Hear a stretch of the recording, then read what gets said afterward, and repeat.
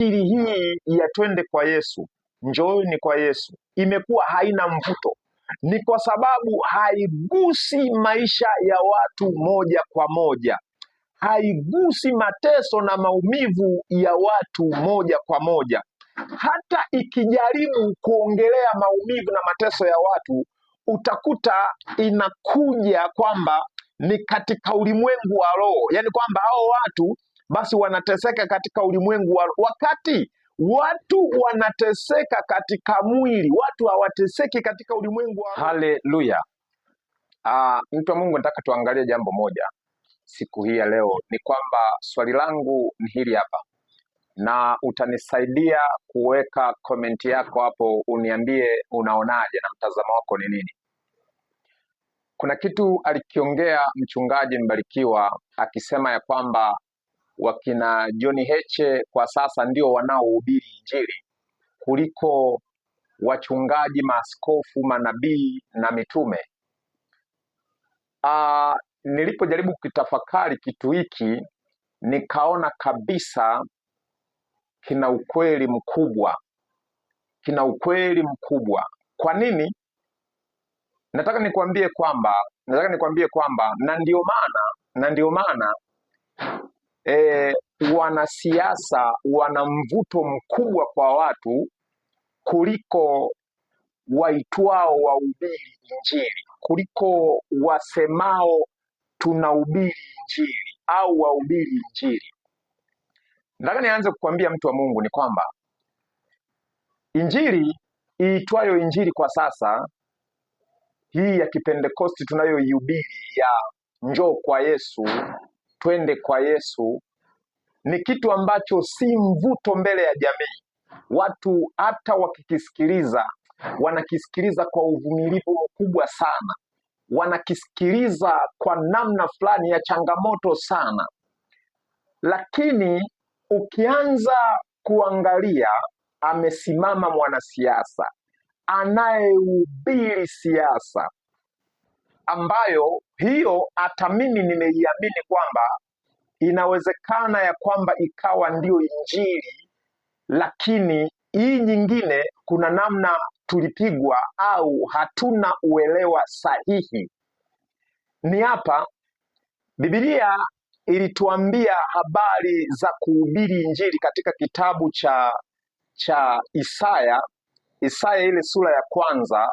Ukianzia sura ya kwanza ile ukaisoma yote, Mungu anaonyesha namna ambavyo apendezwi na mabaya, anachukia watendao mabaya, na namna ambavyo amewakemea na kuwaonya mabaya na mabaya yatakayowapata wanaotenda mabaya.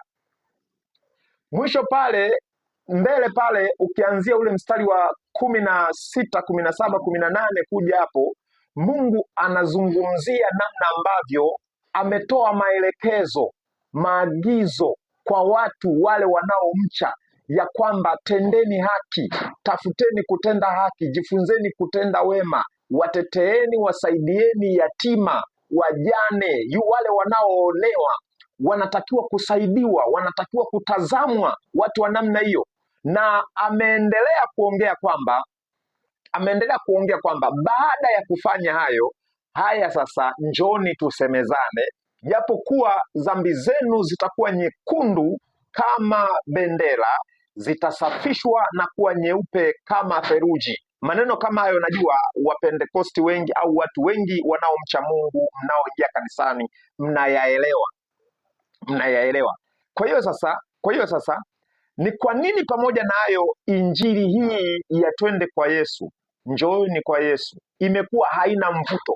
Ni kwa sababu haigusi maisha ya watu moja kwa moja, haigusi mateso na maumivu ya watu moja kwa moja.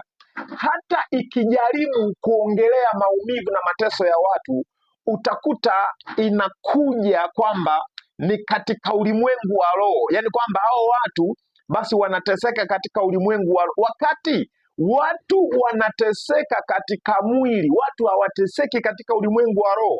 Maumivu ya watu yanawapata kwenye mwili huu wa kawaida tuliopo sasa, ambayo wahubiri wengi ndo kuyagusa mateso ya watu wanaoteseka katika mwili, wao wanasema kwamba huko ni kwenda kimwili, yaani kwamba ukigusa mateso ya watu, ukigusa maumivu ya watu wanayoyapata wazi wazi dhahiri kwenye maisha ya kawaida, anasema unaenda kimwili. Ulitakiwa uende kiroho, roho akwambie, roho akuonyeshe.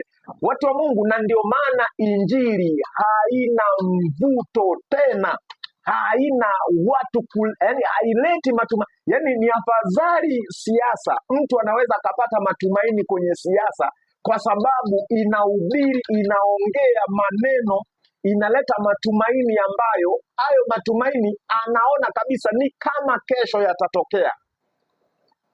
Wakina Heche wanapita kwenye mikutano, wakina nani hawa wengi wa vyama hivi, vyama pinzani, wanapita kwenye mikutano yao, wanaongea habari zitakazoleta matumaini. Yani anaongea kana kwamba matumaini hayo yatatokea kesho.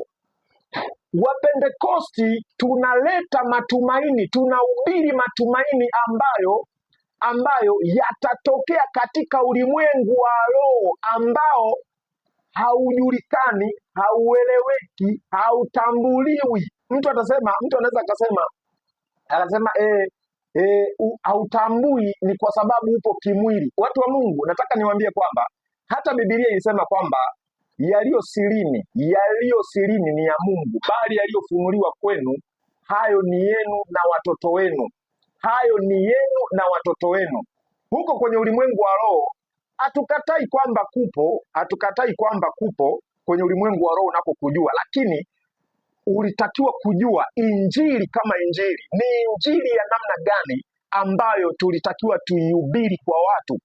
Ni yale maisha ya kawaida, kwa sababu neno la Mungu ni ustawi wa jamii, ni ustawi wa watu. Sasa kinachowaharibu watu au kuwatengeneza watu, kuwafanya wawe kwenye ustawi unaotakiwa, ni maisha ya kawaida haya tunayoishi ya leo na kesho.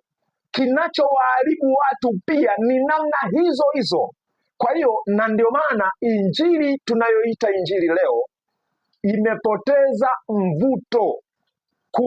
imepoteza mvuto kuliko siasa. Ni afadhali siasa inaweza ikasikilizwa na watu wakajaa, lakini sio kiitwacho injili. Watu wa Mungu, nataka niwaambie kwamba mimi naamini inawezekana kabisa kwamba tuitacho injili, tunachokiita injili, inawezekana kuna namna moja au nyingine hatujakielewa, tunatakiwa kurudi upya kuelewa. Lakini ninayo sababu ya kumshukuru Mungu kwa ajili ya kiongozi wetu mbarikiwa ambaye amekuwa akitufungua kwa namna nyingi fahamu zetu.